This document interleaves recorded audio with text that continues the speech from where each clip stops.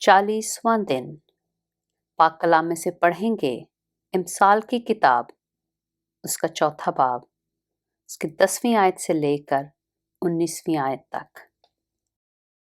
ऐ मेरे बेटे, सुन और मेरी बातों को कबूल कर, और तेरी जिंदगी के दिन बहुत से होंगे।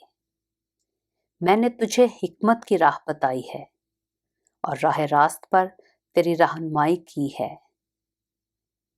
जब तू चलेगा तेरे कदम कोताह ना होंगे, और अगर तू दौड़े तो ठोकर ना खाएगा।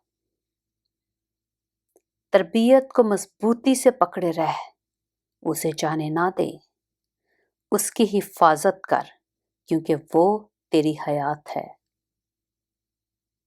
शरीरों के रास्ता में ना जाना और बुरे आदमियों की राह में ना चलना। उससे बचना, उसके पास से ना गुजरना, उससे मुड़कर आगे बढ़ जाना, क्योंकि वो जब तक बुराई ना कर लें सोते नहीं, और जब तक किसी को गिरा ना दें उनकी नींद जाती रहती है। क्योंकि वो शरारत की रोटी खाते और जुल्म की मैह पीते हैं। लेकिन सादिकों की राह नूरे सहर की मानद है, जिसकी रोशनी दोपहर तक बढ़ती ही जाती है। शरीरों की राह तारीकी की मानद है, वो नहीं जानते कि किन चीज़ों से उनको ठोकर लगती है। पाक कलाम के पढ़े और सुने जाने पर खुदावंद की बरकत हो।